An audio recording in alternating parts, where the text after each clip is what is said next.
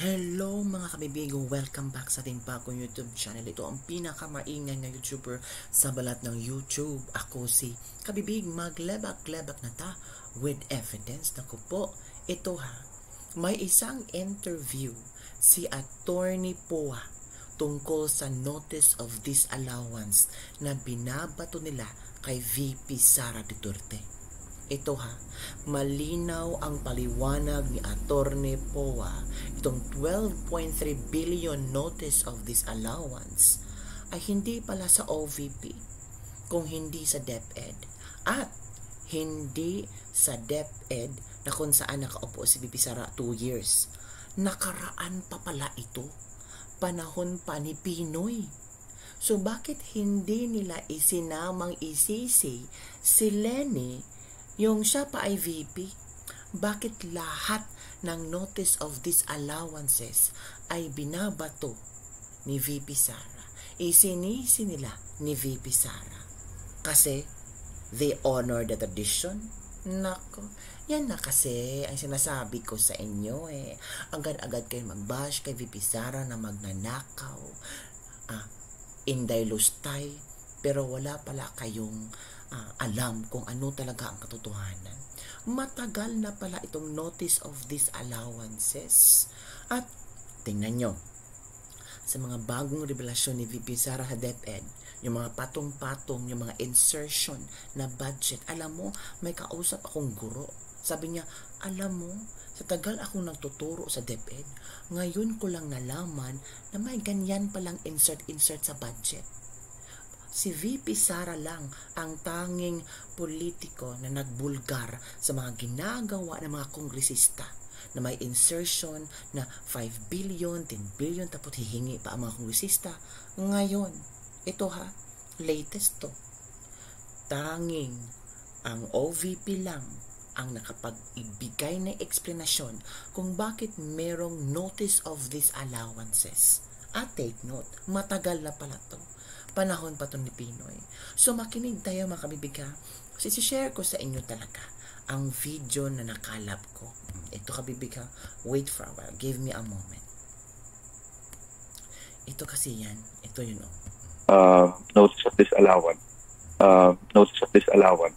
Siguro maganda rin pong i-clarify sa ating mga kababayan na hindi po yan attributable to the Vice President per se, no, in totality.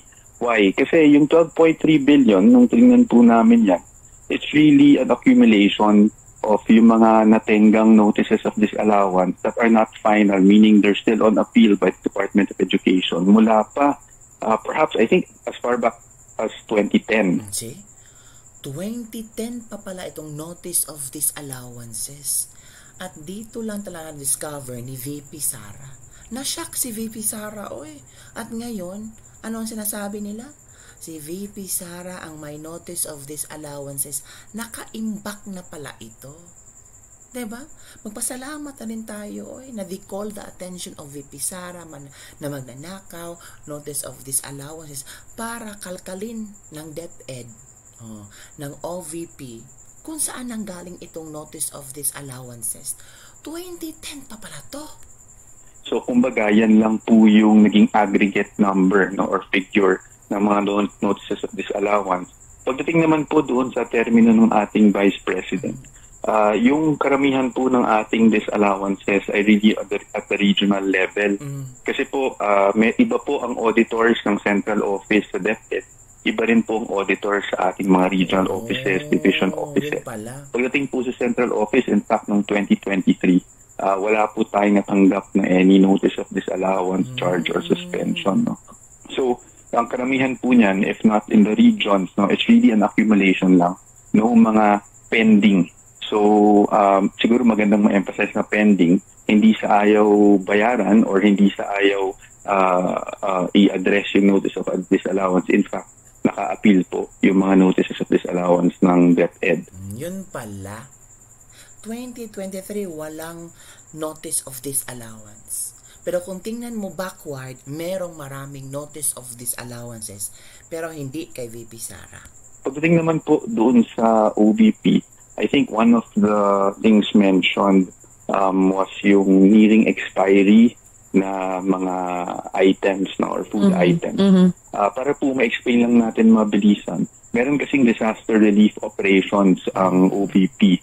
So dito po sa disaster relief operations, kailangan po talaga mag-stock ng ilang items, Correct. no, just in case magkaroon ng calamity. Correct. However, syempre, hindi natin talaga matansya kung kailan magkakaroon ng kalamidad.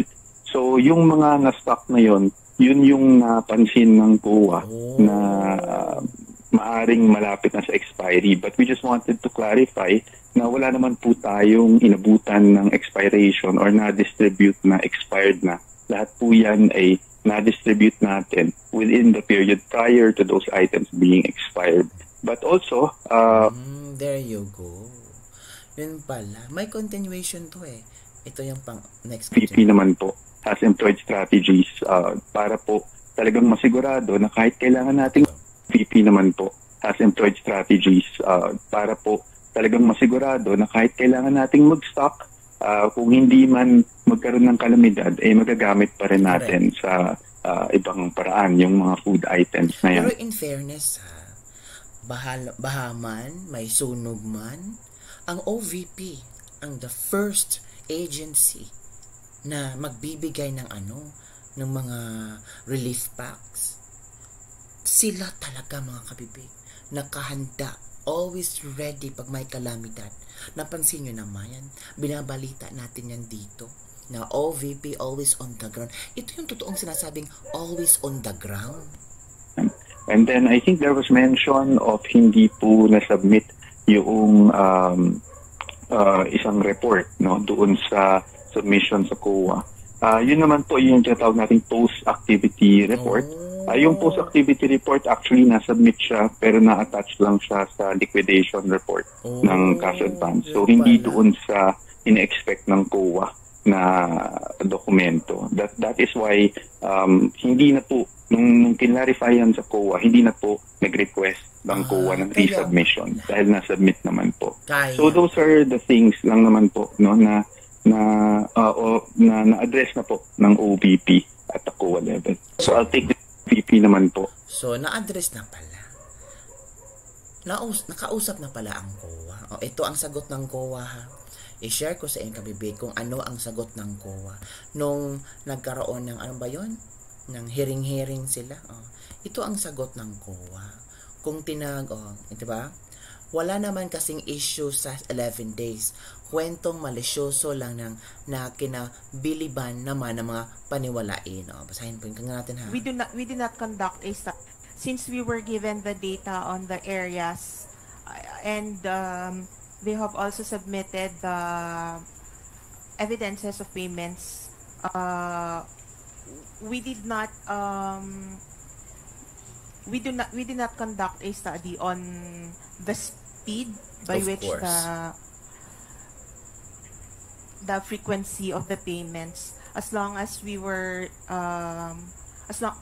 satisfied with the number of areas that they have served. So if we can average it based on that the number of areas, I think it is possible to be spending the said amounts.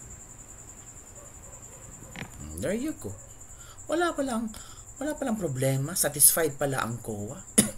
So, bakit ginawa lang problema? Kasi gusto nila na managot si Pipi Sara sa mga maling akusasyon. Buti na lang hindi nag-take out si Pipi Sara, no? Kasi pwede gamitin ng mga kongresista kung ano ang kanyang masasabi doon. Meron na explanation ha, galing kay Attorney Pua kung ano ba talaga ang nangyari. At maniwala kayo, ginagawa ng OVP. Kitang-kita nyo naman. Always on the ground ng OVP. So yun lang kabibig ang ating latest lebak-lebak for today. Don't forget to like, subscribe, and share din. I-share nyo, para isang palmo sa mga taong nasasabi na si VP Sara ay magnanakaw. Excuse me.